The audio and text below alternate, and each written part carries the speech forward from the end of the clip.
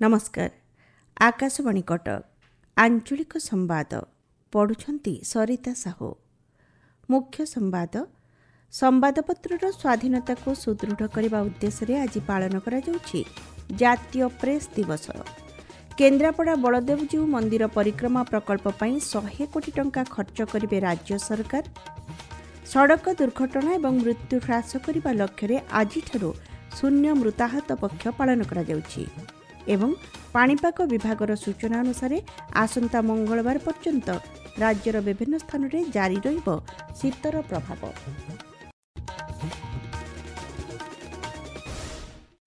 देश में आज विभिन्न सरकारी और बेसरकारी गणमाध्यम संस्थागुड़िक जातीय प्रेस दिवस पालन करुछंती। गणतांत्रिक प्रक्रिया एवं समाज में सांबादिक माने गुरुत्वपूर्ण भूमिका ग्रहण करिथांती। ब्रिटिश शासन समय आरंभ करी अद्यावधि भारतीय प्रेस बा गणमाध्यमर भूमिका सर्वदा उच्चरे रहिछि। सांबादिक माने हेउछंती समाजर जाग्रत प्रहरी एवं एक मुक्त गणमाध्यम सुस्थ गणतंत्रर एक अविच्छेद्य अंग। गणमाध्यमर गुरुत्व को दृष्टि रखी 1966 मसीहा आजिर दिन में प्रेस काउंसिल ऑफ इंडिया बार भारतीय प्रेस परिषद गठन करा जायतिला। संवादपत्र हेउछि गणतंत्रर जाग्रत प्रहरी एवं प्रेस परिषद हेउछि संवादपत्र गुड़िकर नैतिक प्रहरी। प्रेसर स्वाधीनता को बजाय रखिबा दिगरे प्रेस काउंसिल ऑफ इंडिया कार्य करिथाए। डिजिटल जुगरे भारतर चतुर्थ स्तंभ को सुदृढ़ करने प्रसंग में चलित वर्षर आज दिवस पालन करा जाउछि। प्रेस दिवस पालन अवसर में आकाशवाणी को स्वतंत्र साक्षात्कार में ढेंकानाल स्थित भारतीय जनसंचार संस्थान प्रोफेसर मृणाल चैटर्जी कहते एमिति खबर जो दर्शा जाउछि जे आपण क्षति पड़िबे आपनकर किछि खराब होबो ताकू लोक अधिकरू अधिक देखते एवं विश्वास भी करते। ए दिगटा को ए वर्ष प्रेस दिवस रे रेखांकित करा जायछि जे खबरर आत्माटा होछि तार विश्वसनीयता सत्यता।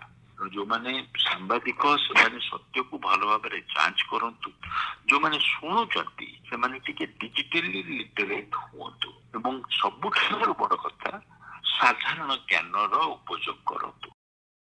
राज्यर विभिन्न स्थान में यह अवसर में प्रेसर स्वाधीनता स्वतंत्रता और सांबादिक मानकर भारत भली गणतांत्रिक राष्ट्र में सेमानकर भूमिका को नहीं आलोचना चक्र आयोजित होइतिबा खबर आमर हस्तगत होइछि। सुवर्णपुर जिला प्रशासन और सांबादिक संघर मिलित आनुकूल्य जिला सम्मेलन कक्ष में प्रेस दिवस पालित हो जाइछि। सांबादिक संघर सभापति गोरेखनाथ साहू एथिरे जोगदी प्रेस दिवसर अनुचिंता और देश में विकास में गणमाध्यमर भूमिका संपर्क में आलोकपात करथिले।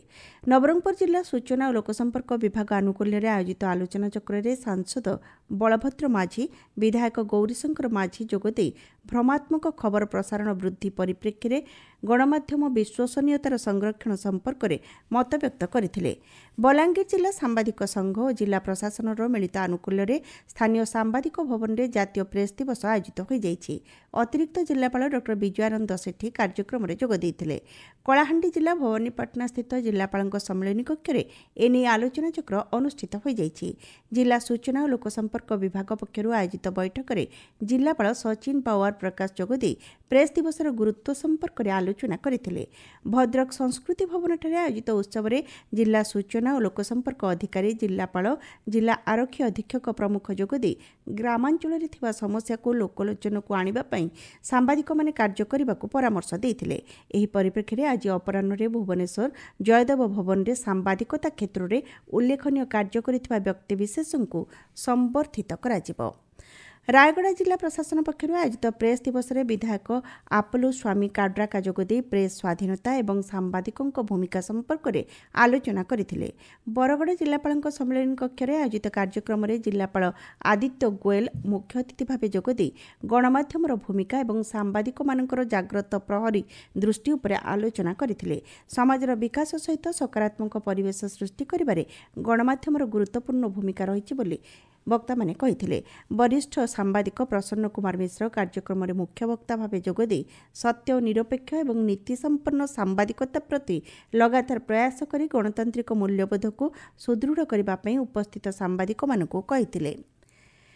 केन्द्रापड़ा बलदेवजीउ मंदिर परिक्रमा प्रकल्प सौंदर्यीकरण और भित्तिभूमि पर राज्य सरकार 100 कोटी टंका व्यय अटकल करिसेंति।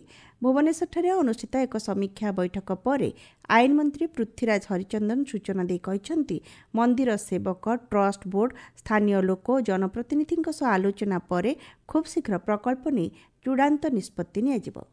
एवं चूड़ांत निष्पत्ति नवार थिला से काम आमे फॉर्मलाइज करिवा पई जहाजा तार योजना आरंभ हो जाइए और आमे बहुत शीघ्र प्रभु बलदेव जीउंकर मंदिरर सौंदर्यकरण एवं ताकू गोटे प्रमुख तीर्थक्षेत्र भाव में जहाँ जहाँ आनुषंगिक व्यवस्था दरकार अच्छी ताकू आधार करिकी ताकू आमे काम आरंभ करने को जाऊँ। प्रोजेक्ट कॉस्ट डिटेल तार डीपीआर हला परे कंप्लीट हला परे आसीबो तेणुकरी एस्टिमेटेड वैल्यू 100 कोटी पाखापाखि जाई पारे। बहुत शीघ्र तार काम आमे आरंभ करि परिबो। एई चलित आर्थिक वर्ष भितर ही आरंभ हो।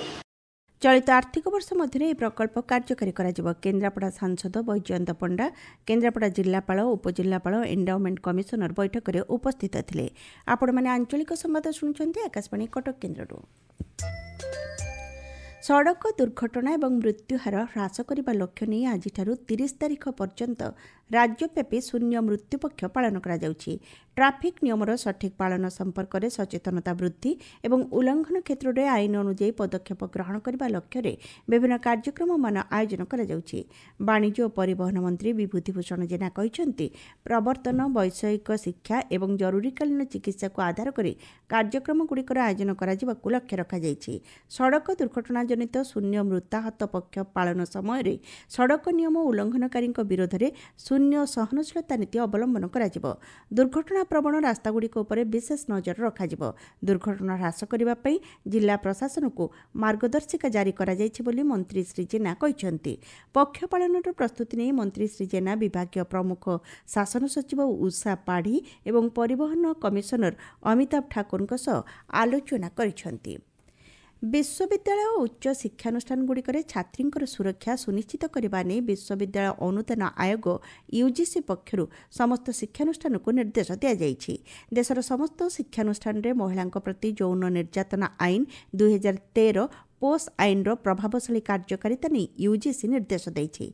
जातीय महिला आयोग और युवमंथन सहायता कैंपस कॉलिंग अभियान करने को निष्पत्ति निया जाइछि। कार्यक्रम अधीन में महिला सशक्तिकरण लिंगगत सचेतनता और पोस 2013 संपर्क में अध्यापक और छात्र छात्री को तालीम प्रदान करा। प्रति उच्च शिक्षानुष्ठान 4 जन कैंपस राष्ट्रदूत को मनोनीत करा। एथिसहित शिक्षानुष्ठानगुड़िकर अंतरीण अभियोग कमिटी आईसीसी गठन को बाध्यतामूलक करा जाइछि। भुवनेश्वर आसंता डिसेम्बर शेष सप्ताह पथोत्सव आरंभ हेबो। भुवनेश्वर महानगर निगम पक्षरु नाच गीत चित्रांकन स्केटिंग सह विभिन्न प्रकार क्रीड़ा कौतुक प्रदर्शन करा। एने बीएमसी कमिशनर चंचल राणा सूचना दैछन्ति। डिसेम्बर शेष सप्ताह और जनवरी मास प्रथम सप्ताह एही सब कार्यक्रम अनुष्ठित हेबो। 3टी जोन रे गोटे लेखाएं पथोत्सव सकाळ 7टारू 10टा पर्यंत करा निष्पत्ति निया जाइछि। भुवनेश्वर लोकसेवा भवन सम्मेलन कक्ष आसंताकाली राज्य समवाय नीति 2025 चूड़ांत प्रक्रिया संपर्कित आलोचना चक्र और मतामत ग्रहण करा। समवाय हस्ततंत्र बयनशिल्प हस्तशिल्प मंत्री प्रदीप बलसामंत कार्यक्रम में मुख्य अतिथि भाव जोगदेवा सहित राज्यर वरिष्ठ समवायविद समवाय कर्मकर्ता शिक्षाविद वरिष्ठ अधिकारी माने आलोचना अंशग्रहण करेंगे। चिठा समवाय नीति 2025 संपर्क में एथिरे मतामत ग्रहण करा जिवो बोली समवाय विभाग पक्षरु सूचना मिली।